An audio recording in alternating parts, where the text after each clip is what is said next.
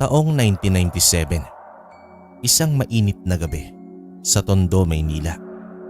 Ang amoy ng alikabok at usok ng sasakyan ay halos karaniwan na sa aking ilong. Maging ang ingay ng lungsod ay musika na sa aking pandinig. Hindi ko akalain na sa isang iglap magbabago ang lahat. Hindi ko inakala na ang isang papel na naglalaman ng utos ay magbubunsod ng pinakamahabang pagtatalo sa loob ng aming bahay at magdadala sa akin sa isang lugar na hanggang ngayon ay pinagtatalunan pa rin ng iilan kung tunay nga bang umiiral. Bago natin simulan ng kwento mga kabaryo, para sa mga hindi pa nakapag-subscribe, pindutin lamang ang subscribe button bilang pagpapakita ng suporta. Maraming salamat.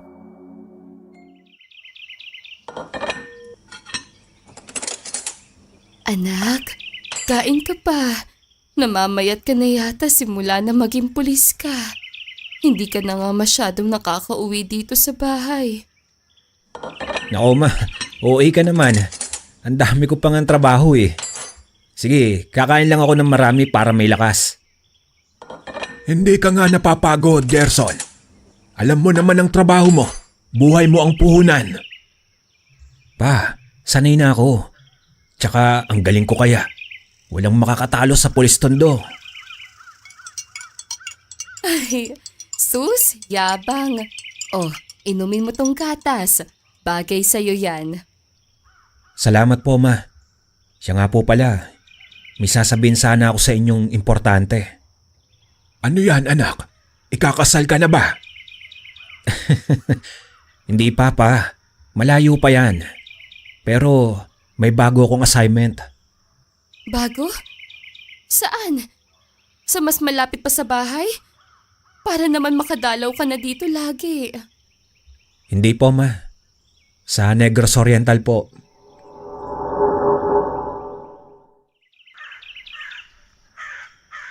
Negros Oriental? Anak, ang layo naman yan. Bakit doon?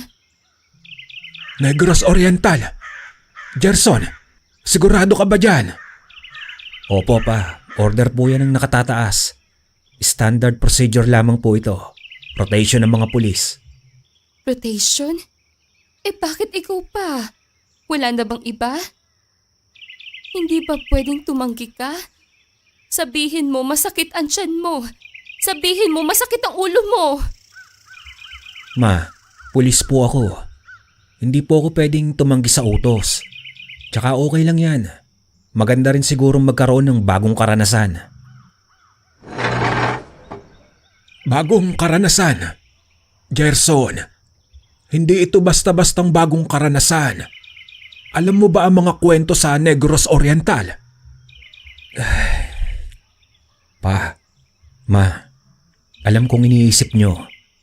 Pero hindi totoo yan. Mga kwento lang yan. Kwento lang? Anak, ilang beses kong narinig ang mga kwento mo mula sa lola mo na taga doon.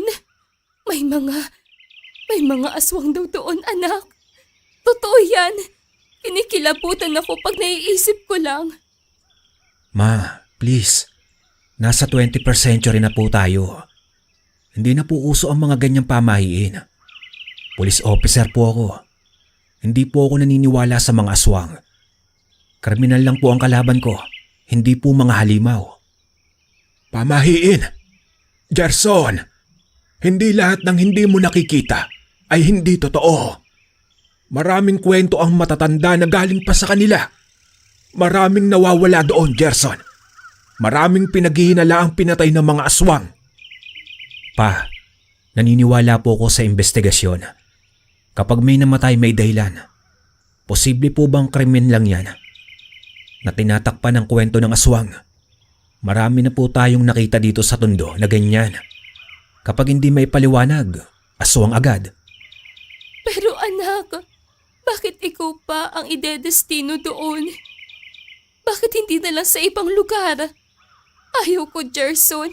Hindi ako mapakali kapag nandoon ka. Paano na lang kapag may nangyaring masama sa iyo? Paano kung magbago ka? Paano kung…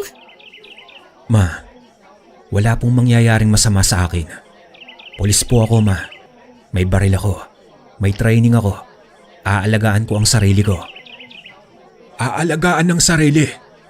Eh paano kung hindi mo naman nakikita? Hindi ka ba nakikinig sa mga balita sa radyo? Sa mga usap-usapan?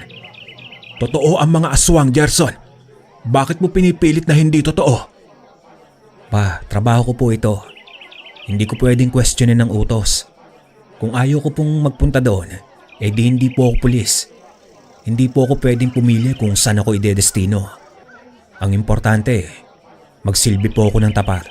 Kahit saan pa yan, hindi po ako takot. Kung hindi ka takot, ako takot na takot para sa'yo. Anak, huwag ka nang umalis. Sabihin mo na lang na magre-resign ka. Kaya naman nating mabuhay nang wala ka sa trabahong yan. Magsasaka na lang tayo sa probinsya. Ma, hindi po ako magre-resign. Buong buhay ko, pinangarap ko po ito. Gusto kong maging pulis. Gusto kong makapaglingkod. Anak, pinag-aral ka namin ng maayos para magkaroon ka ng magandang buhay. Hindi para mapunta sa peligro. Hindi sa lugar na maraming… hindi sa lugar na hindi natin alam kung ano ang totoo at kung ano ang katang-isip. Pa, maraming krimen sa Maynila. Mas marami pa kaysa sa kung anumang kwento ang naririnig nyo dito sa Negros. Dito, araw-araw may patayan. Araw-araw may nakawan. Pero hindi kayo natatakot para sa akin. Hindi nyo ako pinagre-resign. Bakit doon? Bigla na lang ang dami nyong alalahanin dahil lang sa kwento ng aswang. Hindi mo naiintindihan, anak. Iba yun. Iba ang krimen na alam mong kalaban mo ang kapwa mong tao. Pero doon, hindi mo alam kung ano ang lalaban sa'yo. Hindi mo alam kung sinong kalaban mo sa dilim. Ma, pa, pakiusap. Huwag niyo na po akong pahirapan. Nagdesisyon na po ako. Wala na po akong magagawa. Kailangan ko pong sumunod sa utos. At kami, ano ang gagawin namin? Maghihintay ng balita na ikaw na ang kasunod na biktima ng mga hindi mo pinaniniwalaan. Hindi po ako biktima pa. Ako po ang tagapagtanggol. Pero paano kami? Hindi kami mapapakali, anak. Hindi mo ba kami naiintindihan? Naiintindihan ko po kayo, ma. At salamat po sa pag-aalala. Pero kailangan ko pong gawin ang trabaho ko. At kapag nandun na po ako, tatawag po ako lagi. At ipinapangako ko po, mag-iingat ako. Pangako po yan. Ang gabi na yon ang naging pinakamahabang gabi sa aming tahanan. Ang pagtatalo na puno ng pagmamahal at takot ay tila walang katapusan. Habang nakatingin ako sa kanilang mga muka, sa luha ni Mama at sa pag-aalala sa mata ni Papa, alam kong hindi madali ang gagawin kong paglipat. Pero may tungkulin ako. Isang tungkulin na sa aking paniniwala mas matimbang kesa sa anumang alamat o pamahiin. Sa isip ko, handa na ako sa anumang hamon. Ang hindi ko lang alam, ang Negros Oriental pala ay may sariling paraan para subukin ang aking pananampalataya.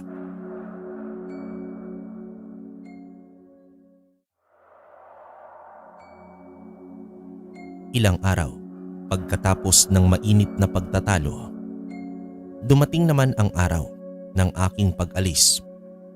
Ang bawat tiklop ng damit, bawat pagsasaayos ko ng gamit sa bag ay tila nagpapalapit sa akin sa isang bagong yugto. Isang yugto na alam kong magpapabago sa lahat. Hindi naman ako sigurado kung ano ang naghihintay sa akin sa Negros Oriental. Pero handa akong harapin ito. O iyan ang akala ko.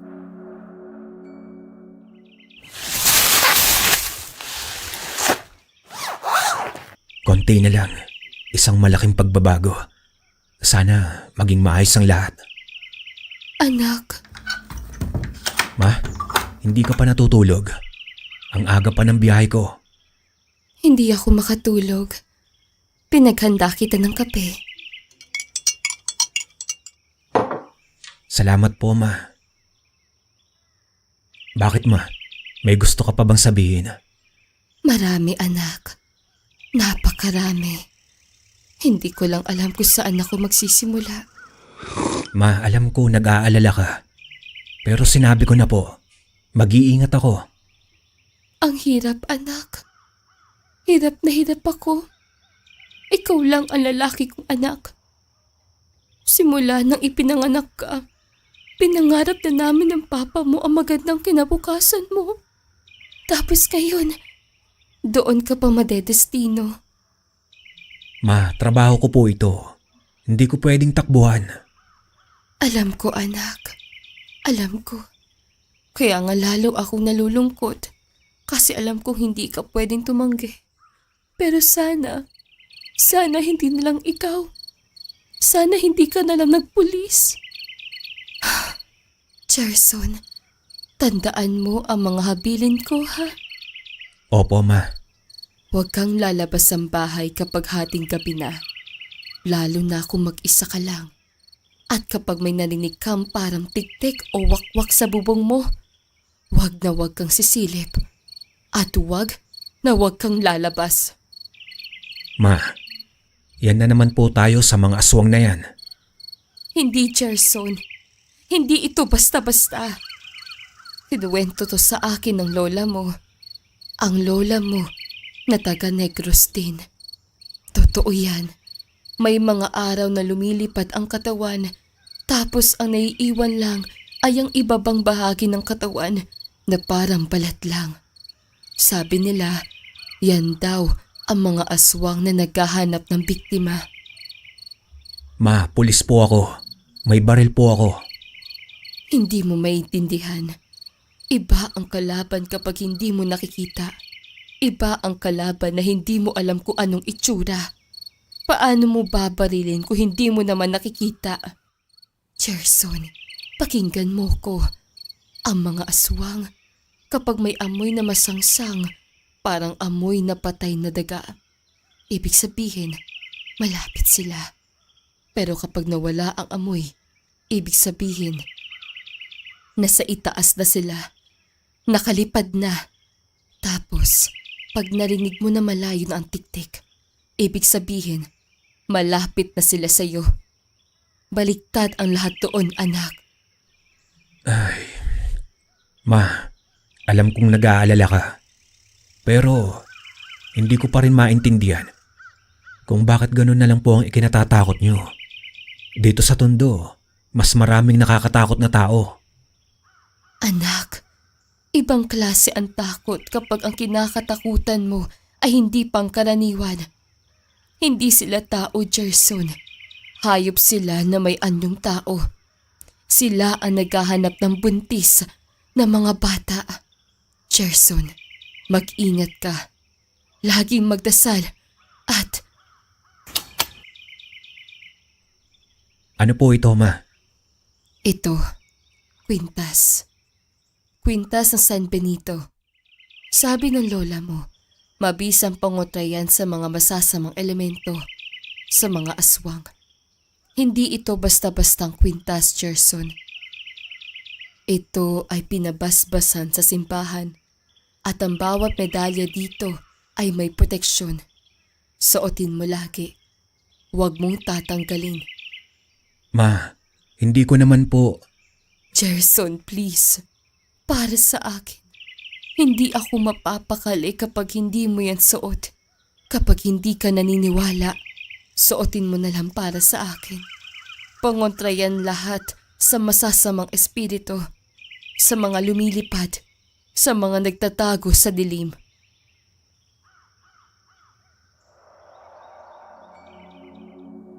Tinitigan ko ang kwintas. Simple lang. Isang pilak na medalyon ng San Benito.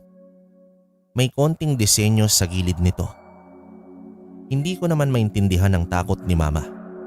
Ang lalim ng paniniwala niya sa mga bagay na para sa akin ay pawang alamat lamang. Pero nakita ko ang pagmamahal sa kanyang mga mata. at ang labis na pag-aalala. Sa mga sandaling yon, kabaryo, hindi na ito tungkol sa aswang o sa aking paniniwala.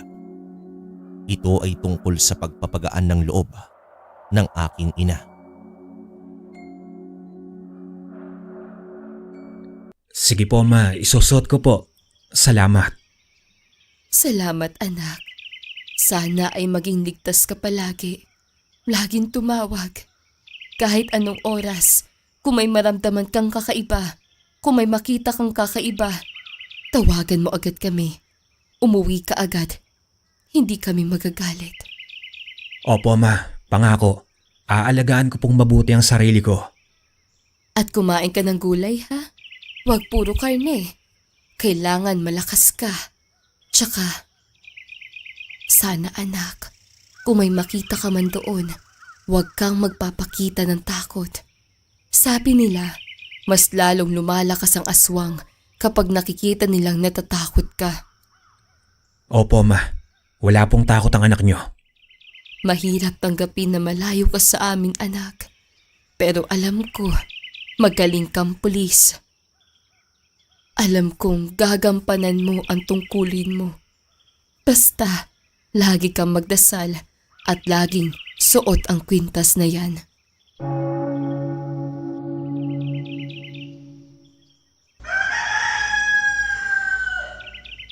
Oras na anak.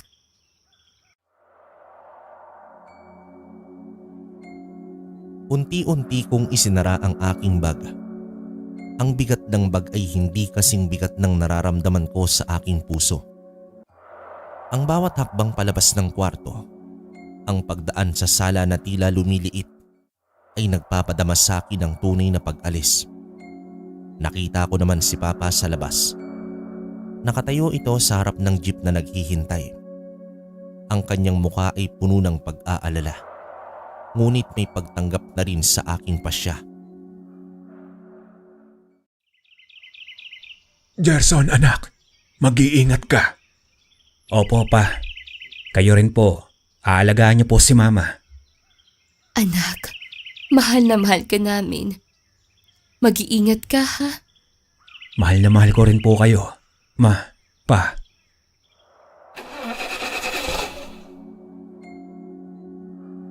Sa bawat metro na lumalayo ang jeep sa aming bahay, pakiramdam ko ay may bahagi ng aking sarili na naiwan sa tundo. Ang kwintas ni Mama ay nakasabit sa aking leeg. Malamig sa aking balat. Isang paalala ng kanilang pag-aalala at pagmamahal. Hindi naman ako naniniwala sa aswang.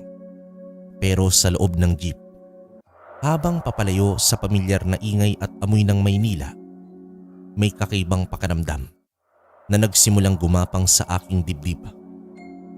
Isang pakiramdam na hindi ko pa naramdaman noon. Isang pakiramdam na pagdududa. Ngunit kailangan kong gampanan ang aking tungkulin. Kailangan kong gampanan ang aking tungkulin sa bayan. Kahit na ang bayan na iyon ay puno ng mga kwento na hindi ko naman maintindihan.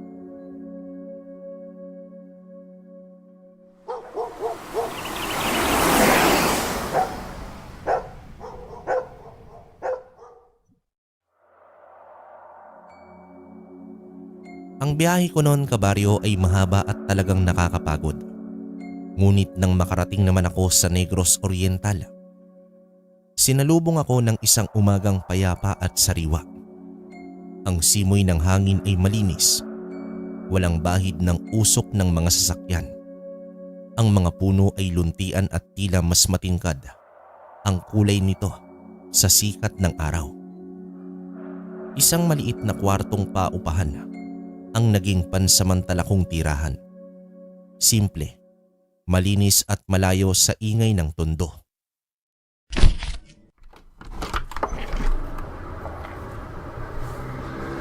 Okay. Gerson, bagong panimula. Bago lahat. Kahit ang kwarto. Ay, sana naman hindi sila masyadong paranoid dito sa aswang. Kinabukasan bilang unang araw ko sa aking bagong istasyon, naghanda naman ako ng maaga. Nakasuot ng uniforme. Pakiramdam ko ay handa akong harapin ang anumang hamon. Ang araw ay napakaganda. Tila ba sumasang-ayon sa aking pagdating.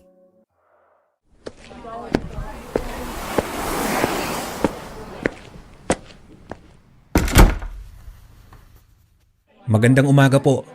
Police Officer Gerson de la Cruz. Reporting for duty po. Police Officer de la Cruz. Maligayang pagdating sa aming istasyon. Ako si Commander Ramirez. Halika, pasok ka. Hinihintay ka na ng kasama mo. Kasama po. Oo, tama ka. Meron tayong bagong sistema dito.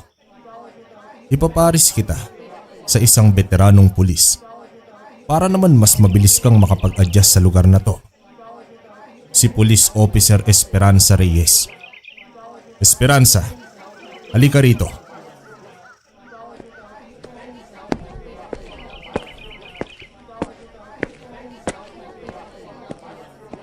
Magandang umaga po, Commander. Magandang umaga din po, Police Officer de la Cruz.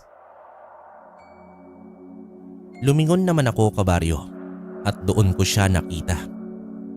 Nakatayo sa harap ko. Naka-uniforme rin. Si Esperanza. Maganda siya. Simple. May ngiti sa kanyang labi na nagbigay ng pakiramdam ng kapanatagan. Sa tingin ko noon, kaedad ko lang din siya. Siguro mga mid-20s.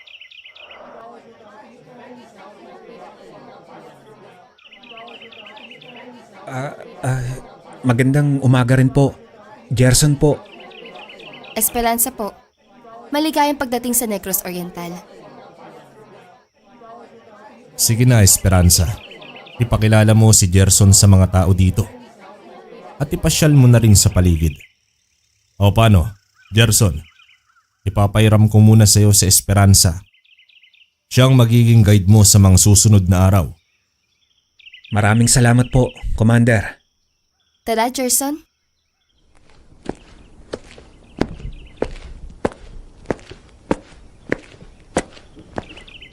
Ikaw pala ang partner ko.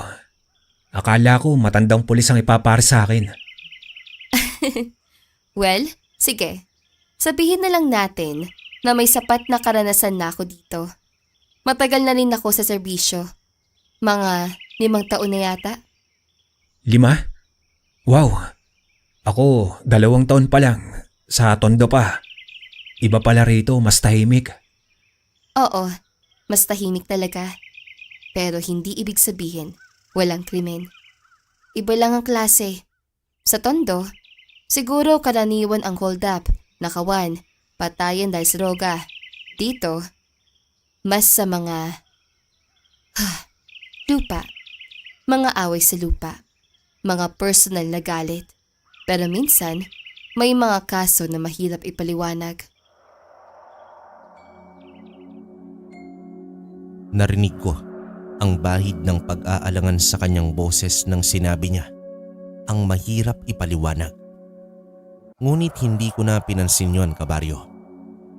Siguro tulad ng mga tao rito, may sarili din siyang mga kwento. Esperanza, ano ba ang mga karaniwang kaso nyo rito? Mostly petty crimes, minor physical injuries, mga bulyawan na kapitbahay, pero may mga insidente rin na nagiging palaisipan. Tulad ng mga nawawala.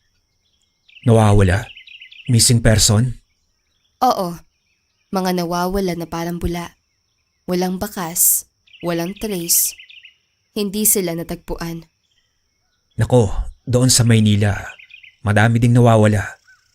Kadalasan may kinalaman sa bisyo. O kaya, tinatakasan lang ang pamilya. Dito, hindi ganoon. Mas madalas, parang hindi ka makakapaniwala. Parang ano?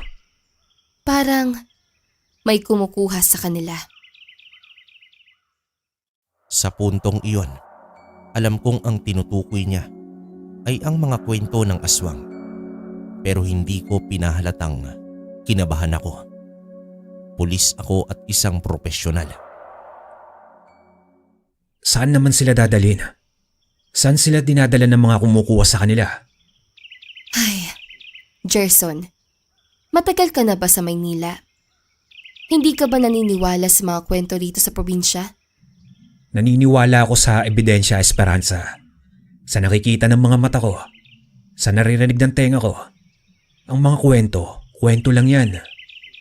Sana ganoon na lang kadali yun. Pero Gerson, dito sa probinsya, iba ang mga kwento. Hindi sila basta-basta. Sila ang nakaugat sa kultura, sa paniniwala ng mga tao. May dahilan kung bakit nag-aalala ang mga matatanda. Sa tingin mo, totoo ang mga aswang? Hindi ko alam kung ano ang totoo. Ang alam ko, may mga pangyayari na mahirap ipaliwanag. Mga pangyayari na nagpapalit ng pananaw ng tao sa mundo. Ikaw ba, may nakita ka na? Basta, sa pagiging pulis mo, Gerson, may mga bagay na kailangan mong tanggapin kahit hindi mo maintindihan.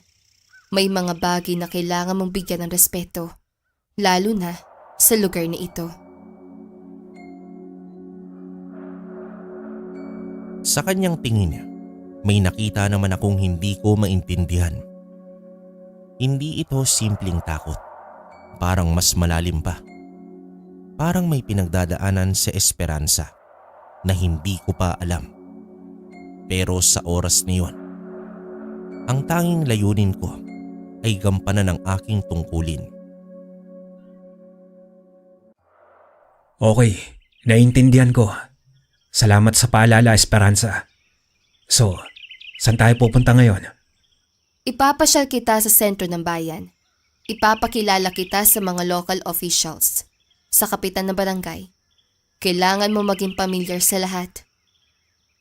At sa mga orasan ng komunidad, doon mo malalaman kung ano ang pulso ng lugar na ito. Habang naglalakad kami ni Esperanza, nakaramdam naman ako ng kakaibang ginhawa sa kanyang presensya. Tila nawala ang tensyon na dala ko mula sa pag-aalala ni Mama at Papa. Para naman akong nakakita ng isang kaibigan sa gitna ng bagong mundo. Siya ang aking gabay. Hindi lang sa lugar kundi pati na rin siguro sa mga misteryo nito. Ang araw na yon ang naging simula ng aking paglalakbay sa Negros Oriental.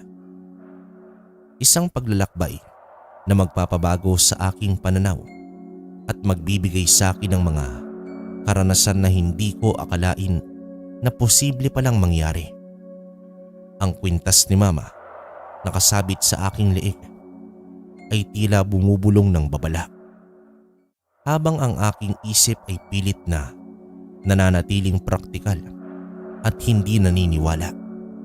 Ngunit ang probinsya ng Negros Oriental ay may sariling paraan para patunayan ang sarili nito. Lumipas ang ilang buwan, ang aking pagiging pulis sa Negros Oriental ay naging maayos. Nakasanayan ko na ang tahimik na buhay.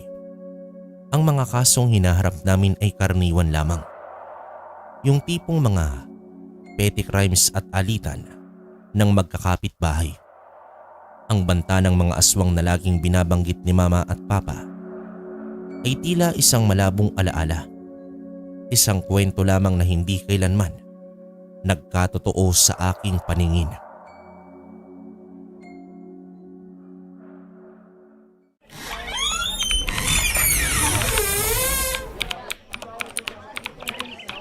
Gerson, tapos mo na ba yung report mo?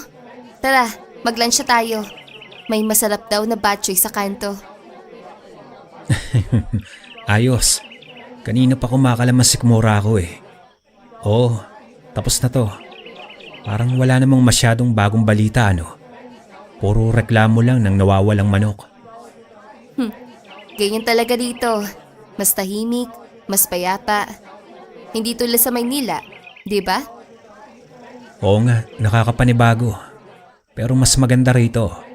Malinis ang hangin. Hindi kasing gulo. Parang nawawala na rin yung mga sinasabi ni na mama na kwento ng aswang. Siguro nga puro kwento lang talaga yon.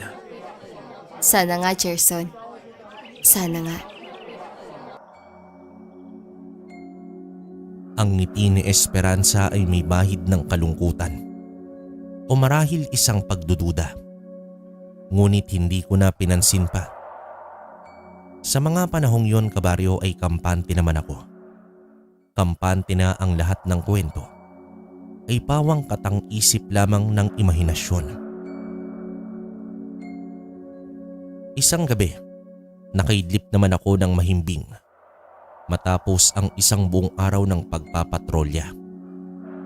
Ang hangin sa probinsya ay nakaka-relax talaga at ang katahimikan ay nakakapanibago. Ngunit ang katahimikan na yon ay biglang nabasag.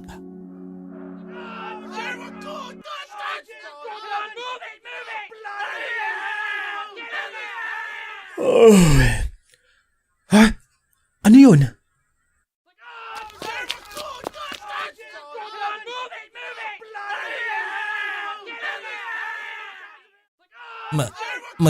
May aswang. May aswang.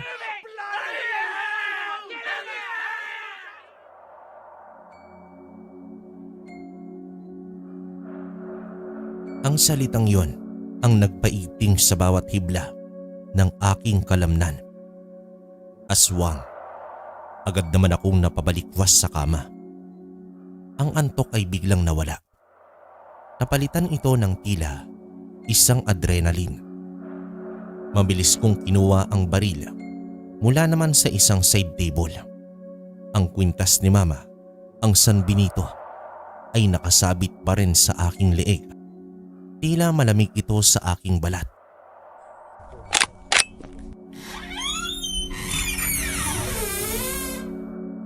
Ano ba yan? Totoo ba ito? Sumugod naman ako palabas ng aking kwarto. Sa labas, nakakalat ang mga tao sa kalsada.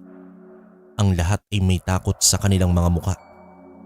Ang karamihan ay nakatingala sa mga bubong ng mga bahay. Anong nangyayari dito? Pulis ako. Pulis, may aswang, sir. Nasa bubong. Nakita namin. Saan? Sino ang nakakita? Ako, sir. Ako, si Aling Isabel. Nakita ko po. Kalma lang. Huminga ka ng malalim. Nakita ko po, sir. Sa bubong po ng bahay ni Aling Marta. Yung buntis. May nilalang po doon. Malaki. May pakpak. Bahay ni Aling Marta. Ang buntis. Bigla namang bumalik sa isip ko ang habilin ni mama. Ang mga aswang, kapag may naamoy sila na masangsang, sila ang naghahanap ng buntis. Baka naman panaginip lang o hayop lang. Hindi po, sir. Malaki to. Parang tao. Pero may pakpak. Biglang nagliyab ang mga mata niya. Tapos, bigla pong lumipad. Dahil sa pagkalampag namin, kaya po siya umalis.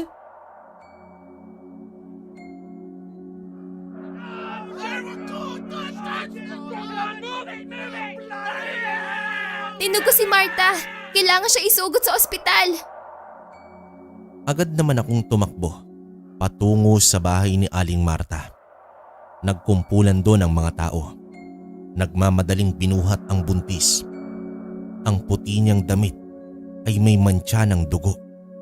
Ang kanyang muka ay namumutla at kitang-kita ang sakit sa kanyang mga mata. Anong nangyari? Esperanza! Gerson, narinig mo ba? Oo. Anong nangyari kay Aling Marta? Bigla na lang po siyang dinugo, sir eh. Pagkatapos po ng sigawan, parang may gustong kumain ng bata sa sinapupunan niya. Kailangan siyang dalhin sa ospital. Ngayon na! Wala nang oras! Habang binubuhat si Aling Marta papunta sa aming patrol car, hindi ko maiwasan tingnan ang bubong ng kanyang bahay. Walang bakas. Walang palatandaan na may dumaan doon. Ngunit ang takot sa mata ng mga tao, ang dugo sa damit ni Aling Marta, ay hindi ko pwedeng ipagsawalang bahala. Ang aking utak na sanay sa lohika at ebidensya ay biglang nagkaroon ng malaking tanong. Hindi pwede. Kwento lang yan. Subalit ang mga nakita ko sa mga oras na yon ay sapat na para sirain ang lahat ng paniniwala ko. Ang gabi na yon ang naging simula ng aking pagdududa. Ang gabi na yon ang naging simula ng katotohanan na hindi lahat ng hindi nakikita ay hindi totoo. Ang gabi na yon, ang gabi na naniwala ako. Sa unang pagkakataon na may mga aswang nga talagang umiiral sa mundo. At mas malala, ang gabi na yon ang gabi na nalaman kong ang aking tungkulin ay hindi lamang protektahan ang mga tao mula sa mga kriminal. May iba pa pala akong kalaban. Isang kalaban na hindi ko nakikita at hindi ko naiintindihan. Ang insidente ni Aling Marta ay nagpakaba sa akin pero ipinilit kong isantabi yon. Ang buntis ay nakaligtas at ang sanggol ay nailigtas din. Ngunit ang takot na iniwan ng gabi na yon ay hindi na nawala sa isipan ng mga tao. At sa akin, nagpatuloy ang buhay. Nagpatuloy ang trabaho. Ngunit simula nun, tuwing gumagabi, nakakaramdam na ako ng kakaibang kaba. Ang kwintas ni Mama ay hindi ko na inalis pa sa leeg ko. Ilang gabi matapos ang insidente ni Aling Marta, nagkaroon ng kaarawan ang isa naming kasamahang pulis. Masaya ang lahat. Ang inuman at kantahan ay umabot hanggang gabi. Dahil sa dami ng tawanan at kwentuhan, hindi ko namalayan ang oras. Gabi na nang magpasya naman akong umuwi. Sige mga mare, mauna na ako. Maraming salamat sa handa. Happy birthday ulit, tol. Ingat ka, Gerson. Delikado ang gabi. Baka mamaya may sumalubong sayong alam mo na. Oo nga, ingat sa lumilipad. Mga siraulo. Sige na, kita-kits na lang bukas.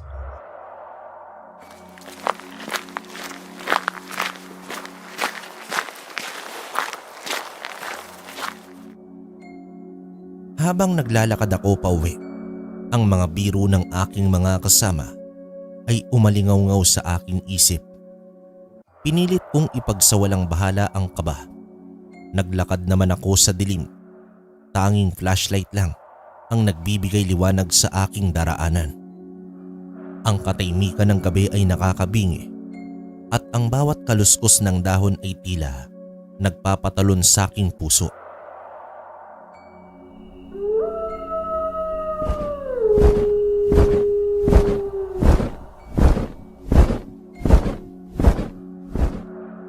Ano yun? Halos nadapa naman ako sa gulat. Agad kong hinawakan ang aking baril. Tumingala naman ako sa itaas. Hinahanap kung ano ang dumaan. Ang aking puso ay lumalakas sa aking dibdib. Pinilit kong kalmahin ang aking sarili at dito ikinasa ang hawak kong baril.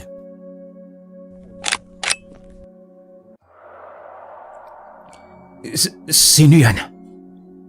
Sa gitna ng dilim sa itaas ng isang malaking puno ng mangga, dahang-dahang lumitaw ang isang anyo. Hindi naman ito ordinaryong ibon. Malaki ito. Halos kasing laki ito ng tao na may malalapad na pakpak. Ang silweta nito ay nakakatakot at sa ilalim ng bahagyang liwanag ng buwan, nakita ko ang mga mata nito. Nagliliyab, kulay pula.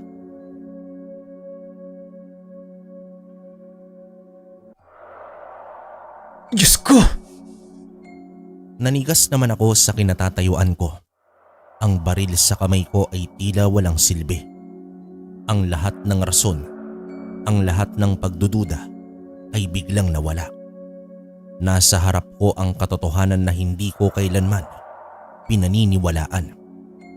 Ang mga mata nito ay nakatutok sa akin at sa mga sandaling yon, naramdaman ko ang lamig na unti-unting gumagapang sa aking kaluluwa.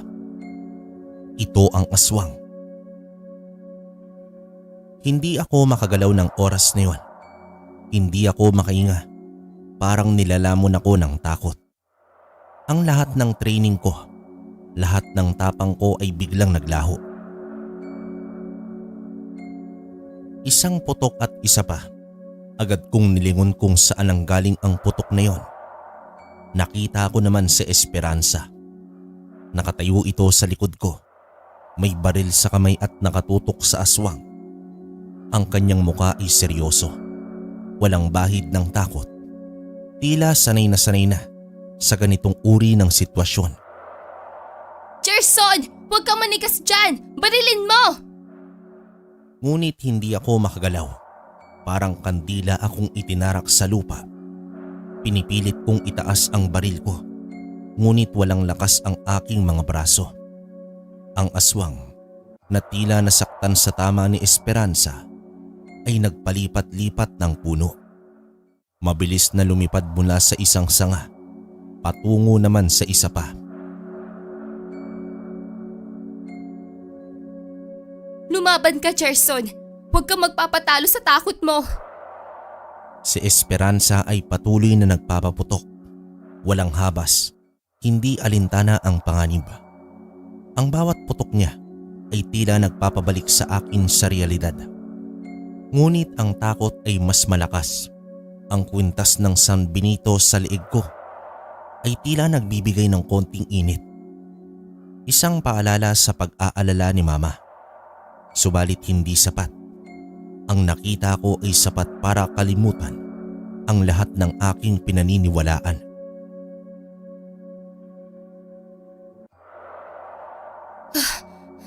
Gerson, ayos ka lang?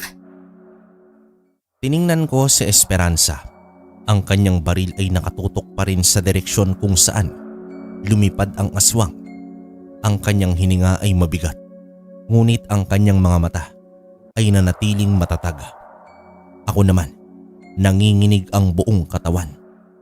Ang aking kamay na may hawak ng baril ay nanginginig din ng oras na yon. Akala ko. Shh! Okay ka lang. Nandito ako.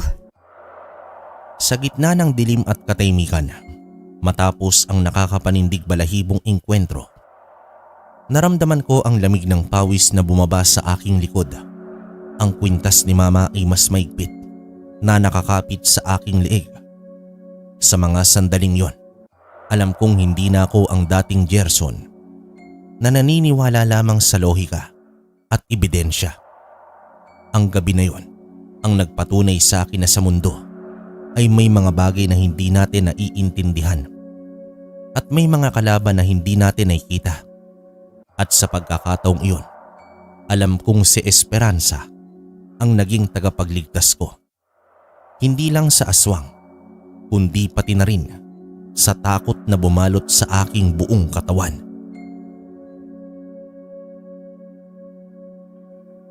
Matapos ang nakakakilabot na engkwentro, tila nawala ang lahat ng lakas ko. Ang buong katawan ko ay nanginginig at ang utak ko ay blanko. Ang mga imahe ng aswang, ang pulang mga mata nito ay nakaukit sa aking isipan. Kung hindi dahil kay Esperanza, siguro ay wala na ako. Siya ang humilas sa akin. Siya ang nagbalik sa akin sa realidad. Gerson, ayos ka lang ba talaga? Kaya mo pa ba maglakad? Hindi ko alam, Esperanza. Lutang ako. Parang panaginip lang ang lahat. Pero hindi.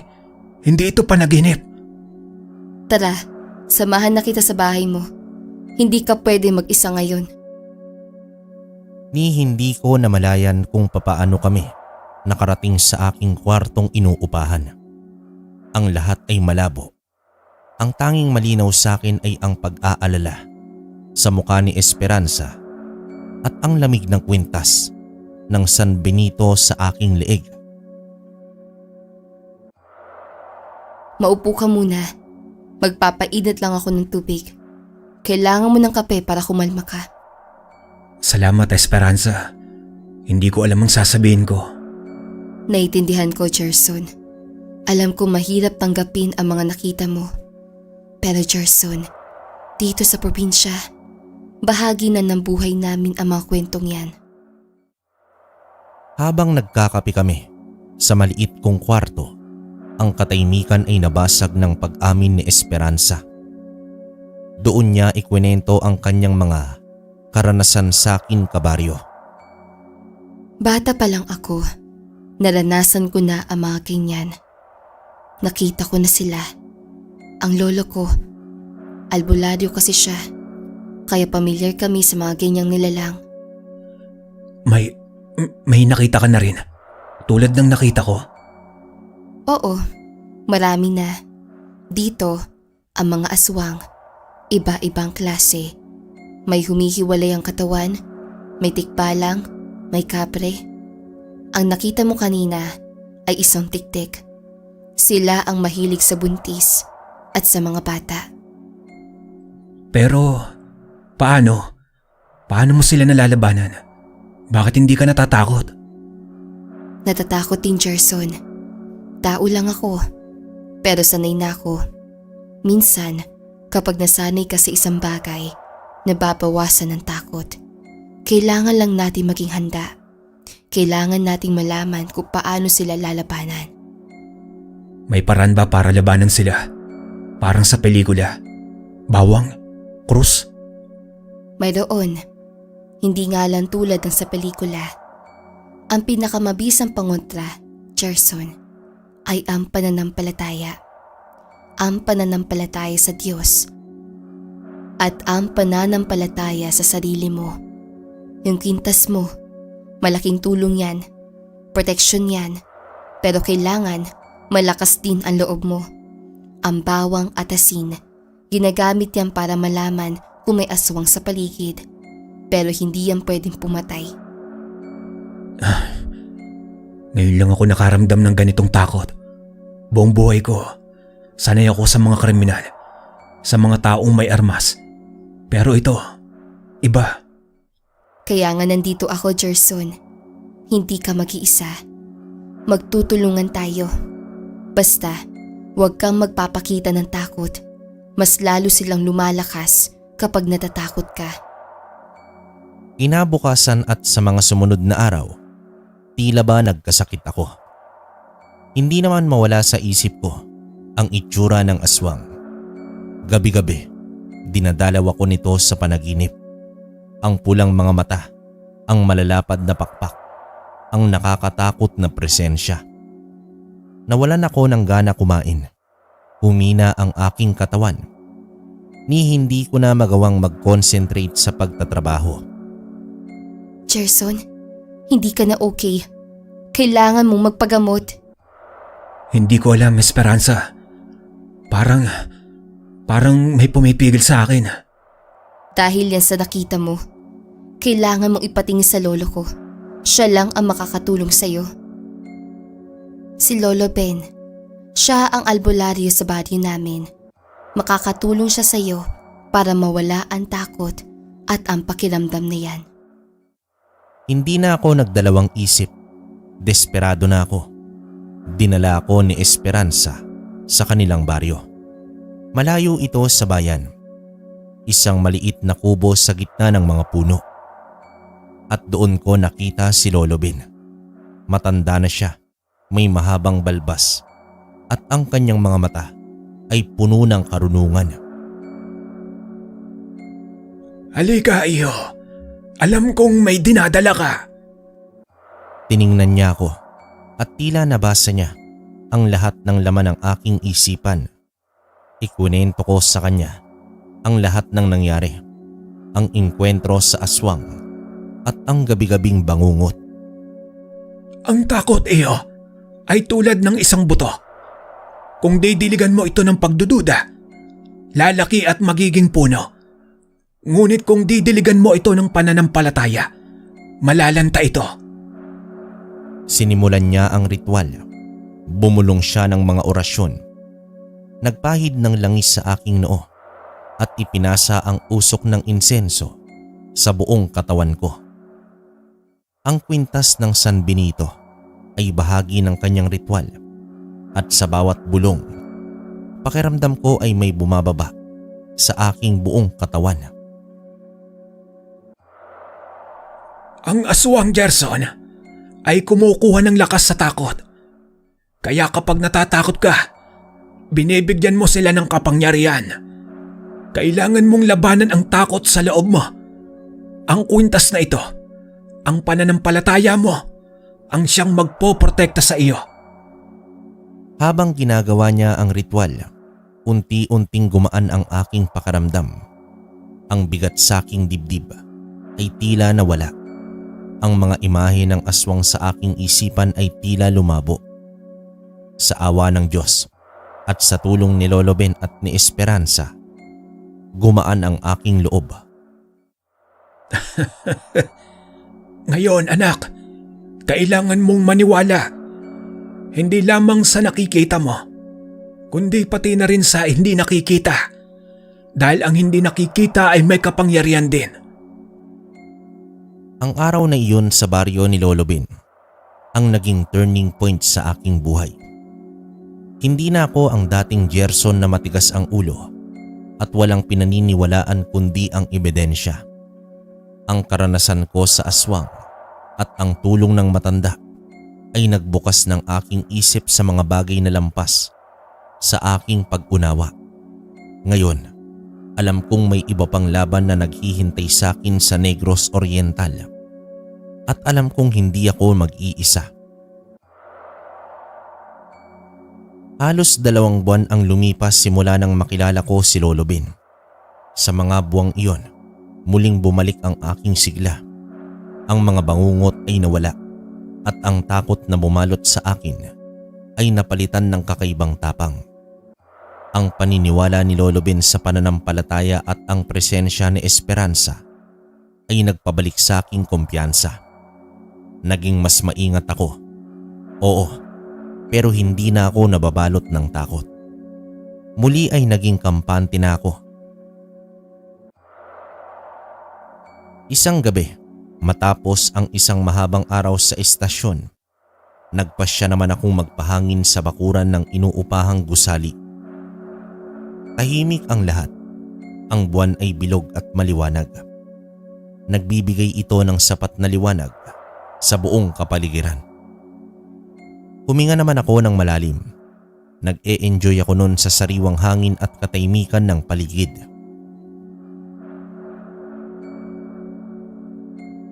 Hanggang sa masipat ko ang isang napakalaking anino ng pakpak ng paniki na dumaan sa ibabaw ng puno. Nagulat naman ako pero hindi na tulad ng dati. Sa sandaling yon, nilabanan ko ang takot na muling gustong bumalot sa aking buong pagkatao. Naramdaman ko ang lamig ng kwintas ni Mama at naalala ko ang mga salita ni Lolo Ben. Hindi na ako matatakot. Gamit naman ang aking baril, dahan-dahan kong sinundan ang presensya ng aswang. Nagpalipat-lipat ang anino sa mga puno. Tila nagtatago ito, ngunit hindi ko na binitawan ang tingin ko. Naalala ko ang pag-uusap namin ni Esperanza tungkol sa mga aswang at sa kung papaano sila papatayin. Ayon sa mga kwento, ang ordinaryong bala ay hindi basta-basta nakakapatay sa aswang. Pero naniniwala si Esperanza na ang bala ay walang sinasanto. Kung totoo ang aswang, totoo rin ang bala. Tignan natin kung walang sinasanto ang bala ko. Halimaw ka. Sa isang iglap, napagtanto ko na lang na hindi na pala ako ang sumusunod sa aswang. Ako na pala ang sinusundan nito. Bigla itong bumulusok papalapit at ang bilis ng paglipad nito ay tila nakakakilabot. Hinabol ako nito na parang pinaglalaroan at umabot na kami sa may kakawian. Ang mga puno ay tila nagsasara sa paligid namin at ang dilim ay mas matindi. Anak ng... Ang amoy ng masangsang sa hangin tulad ng amoy patay na daga ay bumalot sa akin. Ang presensya ng aswang ay mas malinaw na ngayon at nakikita ko na ang malabong silweta nito sa may itaas. Ngunit sa gitna ng aking pagtakbo, may napansin ako. May nagising. Nakita ko ang ilang mga tao na lumabas ng kanilang mga bahay. May dalang sulo, itak at iba pang sandata. Ang kanilang mga muka ay puno ng galit at tapang. Tila hindi sila natatakot. Manatili lang kayo sa likod ko! Ngunit hindi naman sila umurong. Ang kanilang determinasyon ay tila nagbigay sa akin ng dagdag na lakas. Hindi na ako nag-iisa. Kasama ko na sila. Sabay-sabay naming hinarap ang tiktik. Mamatay ka! Halimaw! Walang habas kong inubos ang aking bala. 1, 2, 3. Ang bawat putok ay tila nagpapakawala ng lahat ng takot na naipon sa loob ko. Ang aswang ay sumisigaw. Gumagalaw ito ng mabilis, pero hindi na ito kasing bilis ng dati. Tila nasasaktan ito. Sinundan ko ang payo. Itinutok ko ang baril sa pakpak ng aswang at muli akong nagpaputok. Ang bawat bala ay tila tumatama. Ang aswang ay unti-unting bumababa. Hirap na itong lumipad pa. Sa huling putok, bumagsak ang nilalang. Isang malakas na ingay ang umalingaw-ngaw sa gabi. Kasama ng huling sigaw ng aswang. Naglaho ang mga pakpak. Ang katawan nito ay bumalik sa anyo ng isang tao. Isa itong matandang lalaki na payat at tila butot balat. Walang bakas ng pakpak. Walang bakas ng nakakatakot na mga mata. Tila ba patay na. Nanginginig pa rin ako, pero hindi na sa takot, kundi sa adrenaline. Sa wakas, tapos na. Napatay ko ang aswang. Ang isang nilalang na akala ko ay katang-isip lamang ng imahinasyon. Ang mga tao ay lumapit. Tinitingnan ang patay na aswang na may galit at pagtataka. Patay na! Patay na siya! Sa gabing yun, hindi lang ang aswang ang namatay. Maging ang dating Gerson na hindi naniniwala sa anumang higit pa sa nakikita ay namatay rin. Ang pagiging kampante ko ay napalitan ng isang bagong pag-unawa sa mundo. Ang Negros Oriental ay nagturo sa akin ng mga bagay na hindi ko matututunan sa anumang aklat o anumang klase ng training. At sa wakas, naintindihan ko ang takot ni mama at papa. Ang tungkulin ko ay hindi lang maglingkod sa bayan, kundi protektahan din ang mga tao sa mga nilalang nalampas sa ating pag-unawa. Isang buong taon ang lumipas mula nang madestino ko sa Negros Oriental. Ang mga buwan na iyon ay puno ng mga aral at karanasan na nagpabago sa akin, sa aking paniniwala at sa aking pagkatao. Naging mas matatag ako, mas may pag-unawa, at sa wakas, dumating ang pagkakataong magbakasyon. Ang pinakahihintay kong pag-uwi sa Maynila sa Tondo, sa piling ng aking pamilya. Anak! Gerson! Gerson, anak! Narito ka na! Sinalubong ako ng mainit na yakap ni mama at isang matibay na tapik sa balikat mula kay Papa. Ang kanilang mga mata ay puno ng tuwa at pagmamalaki. Hindi ko naman napigilang mapangiti. Sa kanilang mga muka, nawala ang lahat ng pagod na dala ng mahabang biyahe. Ang laki mo pa rin, anak. Hindi ka naman namamayat. Maraming salamat sa Diyos at ligtas ka. Kumain ka ng marami, anak. Maraming luto ang mama mo. Opo, ma, pa. Ang sarap ng luto mo, ma. Miss na miss ko na to. Nang gabing yon, matapos ang masarap na hapunan at matinding kwentuhan, nagkaroon kami ng pagkakataong mag-usap ng masinsinan. Ang pag-uusap na matagal ko nang gustong mangyari. Ma, pa, may gusto kong aminin sa inyo. Ano yun, anak? May problema ka ba? Wala po, ma. Gusto ko lang pong sabihin na totoo po ang lahat ng sinabi niyo dati. Ang mga kwento ninyo tungkol sa mga aswang, totoo po pala ang lahat ng yon. Nakita mo na sila, anak? May nangyari ba sa'yo? Opo, ma. Nakita ko na po. At may nangyari. Pero ligtas po ako. May mga nakatulong po sa akin doon. At napatay po namin ang isa. Ay, kaya pala ganito ang nararamdaman namin, Gerson, anak. Bakit hindi ka nalang bumalik dito? Huwag mo nang ipilit ang sarili mo sa lugar na yan. Alam ko pong mahirap paniwalaan pa. Pero napagtanto ko po na mas maiging hanapin ang realidad kaysa takasan ito. Ang mga aswang naroon sila. Kung tatakasan ko sila, paano na ang mga taong nangangailangan ng proteksyon? Hindi ko po pwedeng iwanan ang tungkulin ko. Pero anak, ang buhay mo ang nakataya dyan. Alam ko po, ma. Pero bahagi na po yun ang mission ko. Hindi po ako pulis kung tatakasan ko lang ang mga panganib. At ngayon po, mas handa ako. Mas alam ko na ang aking kalaban. Tiningnan ko sila at sa kanilang mga mata, nakita ko ang pag-aalala. Ngunit sa pagkakataong ito, may bahid na rin ang pagtanggap at pag-unawa.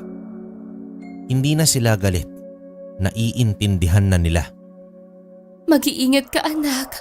Laging tumawag. Ang yakap na iyon ay naging tanda ng kanilang pagtanggap sa aking desisyon. Ang aking paglalakbay sa Negros Oriental ay hindi lamang naging isang paglipat sa trabaho.